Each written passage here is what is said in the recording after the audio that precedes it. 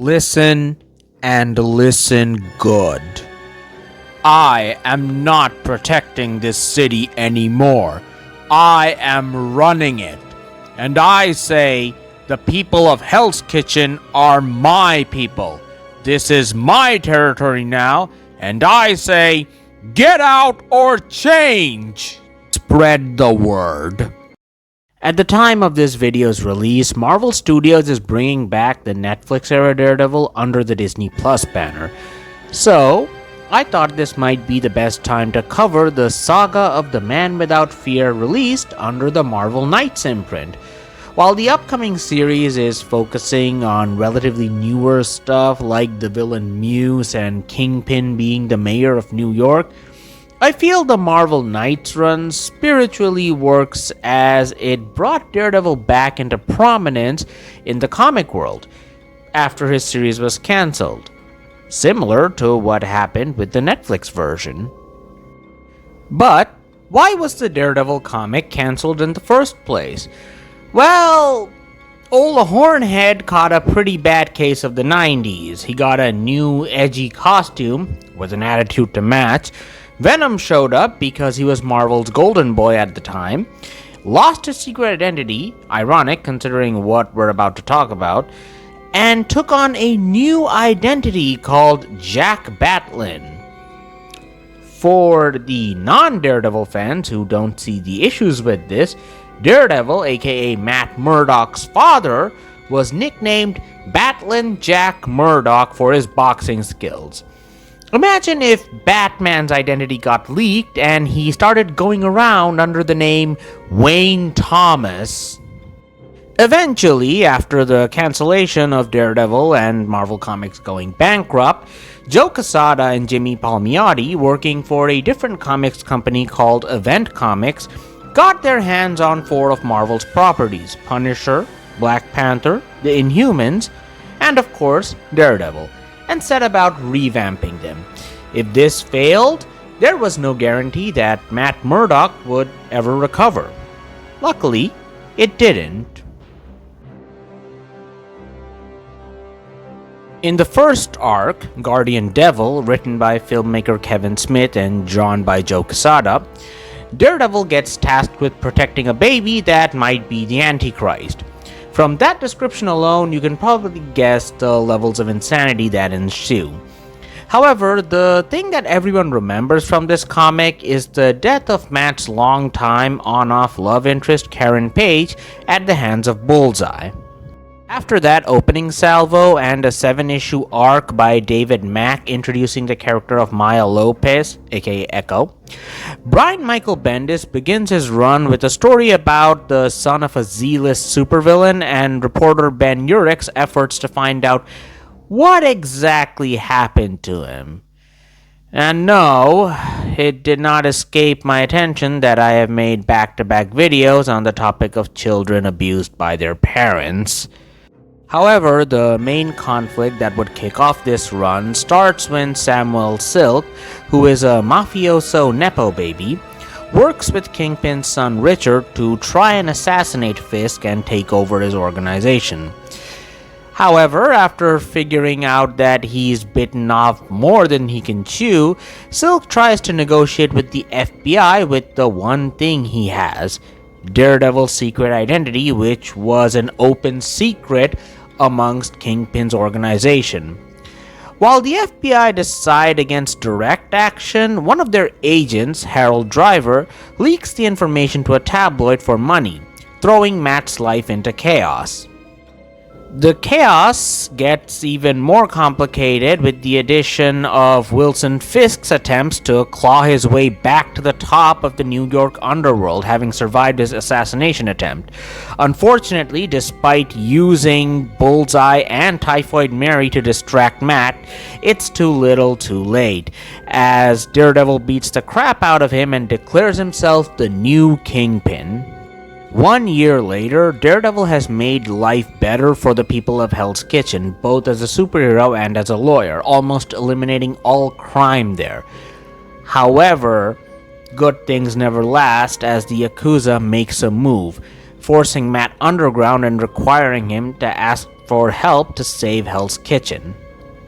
After a few breather arcs focused on Black Widow, the Kingpin before the Kingpin Alexander Bond, and a church group called The Devil Among Us who discuss how Daredevil has affected their lives, Bendis begins the end of his run with the Murdock Papers.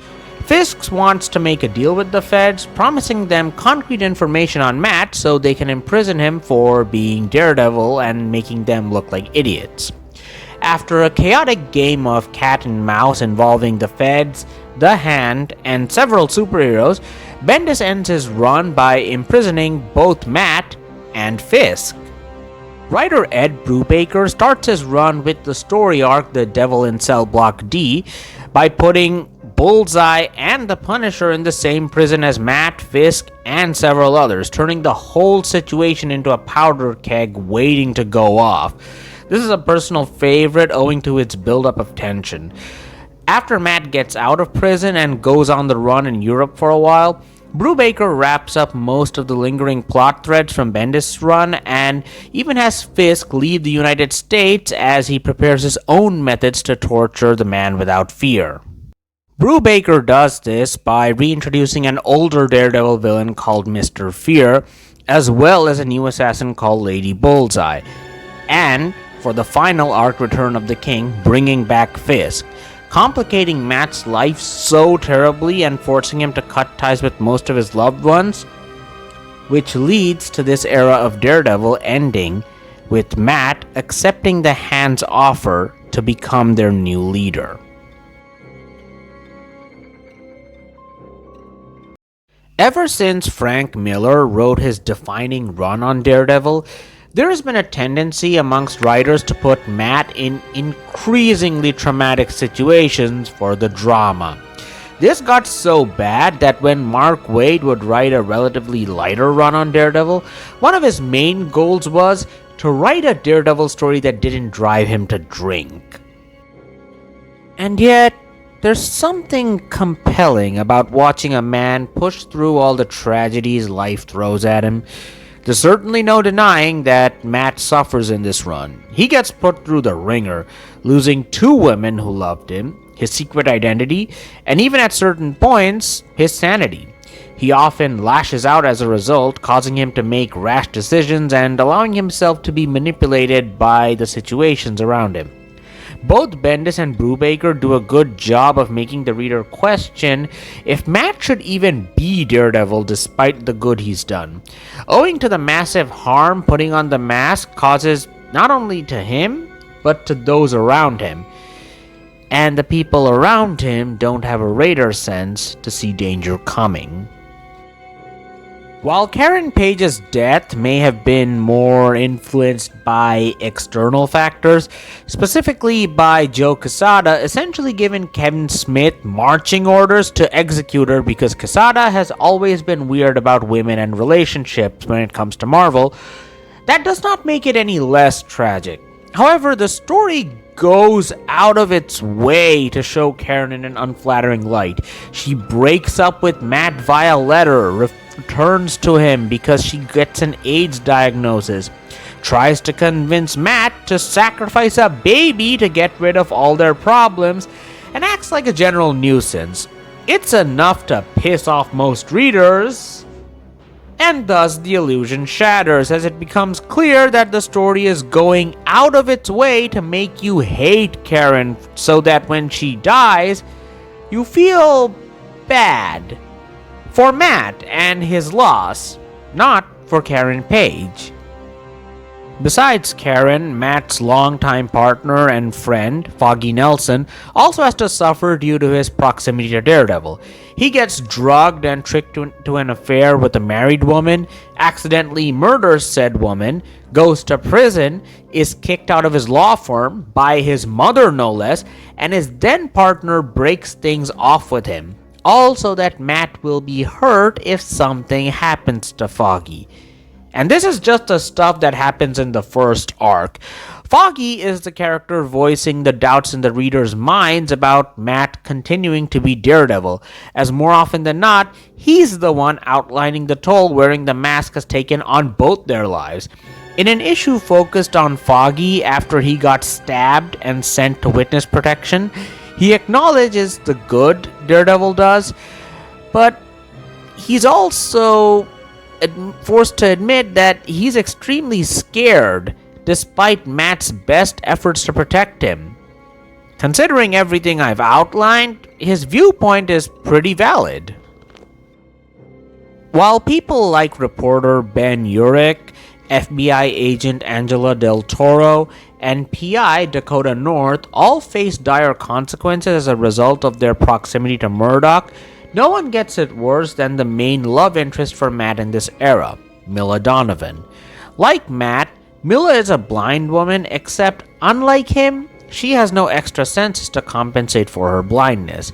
Under Bendis' pen, this difference gets highlighted and starkly contrasted, as despite being a strong-willed woman who is quick-witted enough to lie under police interrogation, Milla is unable to defend herself against a threat like Bullseye. Milla also feels used when she realizes that her relationship and eventual marriage with Matt might just be a result of a mental breakdown he's going through after Karen Page's death. Both Bendis and Brubaker use Milla to invoke a sense of helplessness in the leader, especially during the long periods when he's absent from her life due to his actions as Daredevil. And, of course, her eventual fate is to be driven incurably insane as a result of the actions of the villain Mr. Fear, just because it would torment Matt further. Of course, at this point, there is a legitimate discussion to be had about how female supporting characters are treated in Daredevil, and whether both Karen and Milla were fridged, a reference to a rather infamous moment in the pages of Green Lantern, where the villain Major Force killed and stuffed the lead's girlfriend, Alexander Dewitt, in a refrigerator, leading to the formation of the movement Women in Refrigerators in protest. While Karen Page's fridging is obvious, for two reasons: Quesada's kill order and the generally poor treatment of women in Guardian Devil. Just look at this page from the story and see how Black Widow is depicted. Milla's case, however, is a bit more subtle. Despite her not actually dying, her role in the comic is marginalized drastically after this era, as she makes few appearances since, and she's never really cured of the insanity inflicted on her, which only seems to be incurable just so that Matt would have more angst. While I will admit it is a compelling story to read, it does continue the noticeable trend of Daredevil's girlfriends suffering to provide him more angst. Interestingly, there are very few villains in this run that can be considered overarching villains. Yes, some like Mysterio and Mr. Fear are the main threats to Matt in the arcs where they are prominently featured, but others like Bullseye and the Owl just weave in and out of the stories. And yes, I didn't forget about Wilson Fisk. But there's a case to be made that as much as Fisk is antagonistic to Matt, he feels less like a villain and more like a supporting character at times. An annoying one, but a supporting character nonetheless. What I mean by that is, Fisk reacts more than acts in this run. He provides Mysterio with the information he needs in Guardian Devil. Once Daredevil's secret identity is leaked, he tries to use the chaos to get his position as the leader of the underworld back. He cooperates with the feds to try and get himself out of jail. And he considers taking the position of the leader of the Hand the first time Matt turns them down. He works with Matt during the Devil in Cell Block D and the Return of the King arcs, and even tries to convince him to work together during the Underboss arc when he's at his most vulnerable. But it never works out for him. He tries to trick Echo into killing Daredevil for him, and she shoots him and leaves him blind once she finds out. After he gets ousted by Silk, partially because he and his mob sense weakness in Kingpin due to his blindness, his play to return leads with Daredevil beating him up and him ending up in prison. He does manage to get Matt arrested by the FBI and get himself released, only for him to immediately be arrested again for a murder he ordered from prison. Ironically, it's another Daredevil villain, the Owl, who tips the FBI off just to screw with Fisk. After realizing that his wife Vanessa had died, having completely given up on him, he actually makes an attempt to clean up his act and settles down in Europe with a woman and her kids, only for Lady Bullseye to murder them on behalf of the Hand, drawing him back into the life. Hell, as much as he screwed over Matt over the years, you almost feel bad for the man. Then it passes as he crushes someone's skull with his bare hands. No, the main conflict in this run is the open secret that Matt is Daredevil, and how people try to use that information. More often than not, people try to find a way to exploit this knowledge, like the director of the FBI, who decides to use Daredevil as a stepping stone to advance his career in politics. On the flip side, there are people like the warden of the prison, Rikers, who actually decide to cover up any of Matt's actions as Daredevil, seeing him as a force for good being screwed over by politicians.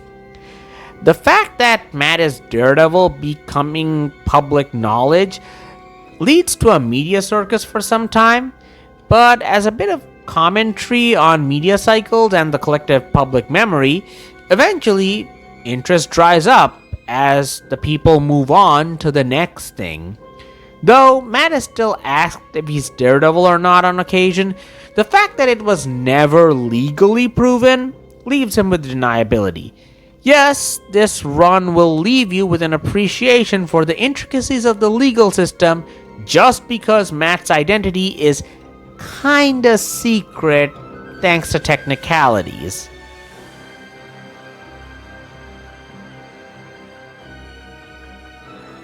From everything I've shown you so far, it's quite apparent that the art of this era is frankly breathtaking.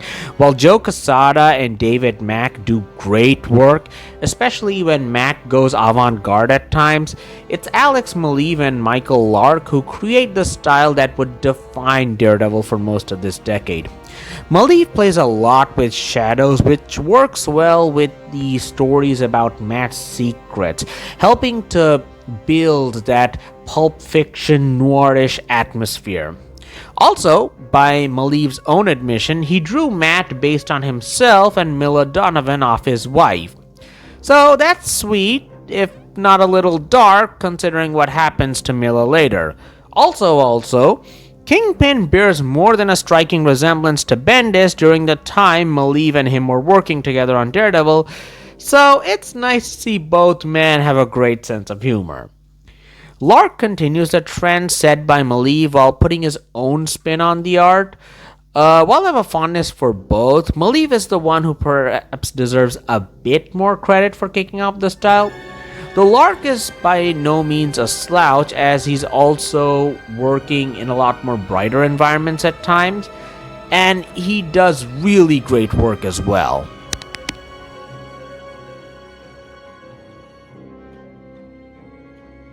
It's rare for a character living in a shared universe not to be affected by the going-ons of that time, and Daredevil was no exception. The influence of the overall Marvel Universe can be seen as far back in Guardian Devil. After Mysterio, who was the villain of that arc, learns that he's dying of cancer, he wants to die at the hands of Spider-Man. Except, thanks to the Clone Saga, the Spider-Man of the time was Ben Reilly, not Peter Parker. This causes Mysterio to change tactics and instead target Matt instead, because he's tussled with him a few times. There's also the fact that Brian Michael Bendis was basically the architect of the Marvel Universe at the time, thanks to his influential run on the Avengers. However, Matt rarely crossed over with the team, despite Bendis' clear intention to have him join at one point. Luke Cage and Jessica Jones were regular guest stars, though Luke seemed to show up only to berate Matt a lot of the time.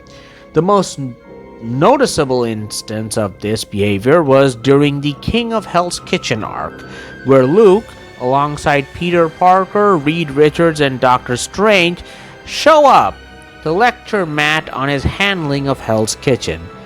I hate this interaction because while the intent of the scene is for Bendis to use the other heroes to convince Matt to loop them in with what he's doing so that his new crime-free oasis isn't run over by opportunistic criminals, as would be the eventual case, the way they go about explaining themselves makes them come off as unwilling to upend the status quo to make their territories better. They even sound lazy and unwilling to be superheroes and accept the fact that, oh, you know what, crime happens. Daredevil, you shouldn't fight crime that good. It's making the rest of us look bad. I know that's not the intention, but it sure sounds like that. Black Widow's long history with Matt means she makes multiple appearances throughout the run, both to ask for and provide help to Daredevil as needed. However, it's the Punisher who takes the cake for having arguably the biggest impact in a relatively minor role, getting himself arrested when Matt was in prison, so as to remind Matt not to lose sight of who he is. It's arguably the best depiction of the Punisher in the main universe. It's a version of Frank Castle that actually displays a spectrum of human emotions instead of stoicism masked rage. As for the impact of the Superhero Registration Act and other events of the comic Civil War, which were going on in the main Marvel Universe at the time, we see surprisingly little impact of that bombshell in the pages of Daredevil outside of a scant few mentions. Interestingly, as Matt was on the run in Europe while Civil War was happening, the Daredevil that shows up in Civil War is actually Danny Rand, aka Iron Fist, who was filling in for Matt at this time in an attempt to combat the suspicion that Matt was Daredevil. Finally, for those of you wondering why I've mentioned the Hand a few times, but not Elektra at all, it's because during this run, the Elektra that showed up was actually a Skrull, a plot point that kicked off the event's Secret Invasion, which was all masterminded by Brian Michael Bendis. And this development had very little impact on the story while Bendis was writing it, and it's not until the end of Brubaker's run where the Hand needs a new leader after they realized the Elektra they were following was a Skrull that her being one has any noticeable impact. Still, it's a nice twist at the end, and it's nice to see that Brubaker actually followed up on that thread and made a rather compelling plot out of it. Overall, this run, though very bleak at times, is well worth a read. Despite its success at the time, Guardian Devil is probably the weakest arc, owing to its poor treatment of women and interior artwork that resembles an in-house style that was common at the time at Marvel. However, Mysterio's scheme is well executed, and we wouldn't have the rest of the run without Guardian Devil, so it deserves its flowers. While fans are a lot more lukewarm when it comes to Bendis nowadays, this run shows why he was so well regarded at one point that he was allowed to shepherd the overall direction the Marvel Universe was taking during the 2000s.